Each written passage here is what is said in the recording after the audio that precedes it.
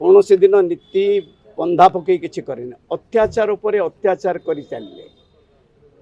शेष को कही आपण मान सब कथा कही आपण मान देखिए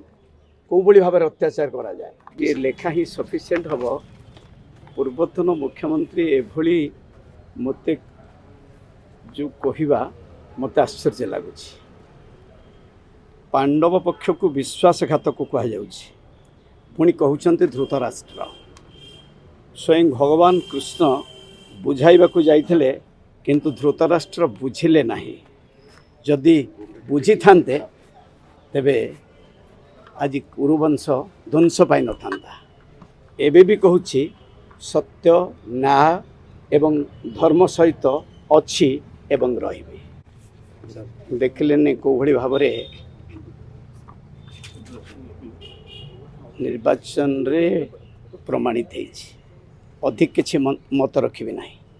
प्रभात विश्वाल गद्दार नुहे कि विश्वासघातक केबे कहा सहित करे ना 24 वर्ष बहुत परिश्रम करी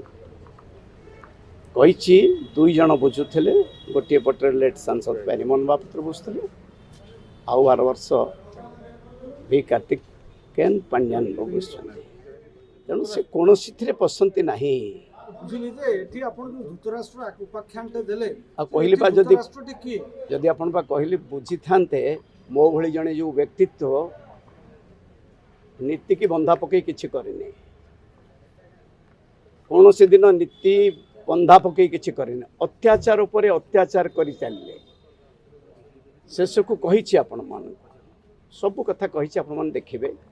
कौ भाई भाव अत्याचार करा जाए सब सही सही कार्यक्रम करे जो भाई भाव अत्याचार करिसेंती समस्त आपण माने जानिछंती सबु वक्तव्य मोर रही सबु वक्तव्य ठाकुर का आशीर्वाद रु काली कहिसेंती से तो निजे निजे पठेइसेंती जेल को से तो निजे किसी बुझंती नाही किंतु जो पछपटरे जो 2-4 जन रहंती से केवल राजनैतिक असहिष्णुता पाई मते प्रकार कार्यक्रम करिसेंती जोतरे पठेइथिले जेल हाजत को किंतु प्रभु जेल हाजत द्वार मो मूलरू कही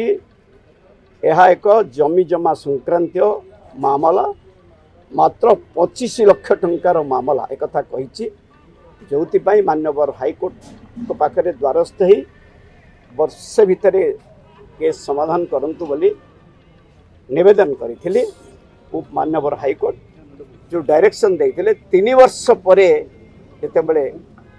किसी कार्यक्रम है ना पुणी अनुरोध करी मान्यवर हाईकोर्ट को वर्षे कहुला तल कोर्ट को जेहेतु 3 वर्ष पूरी जाइए तेणु पुणी निवेदन करी खूब शीघ्र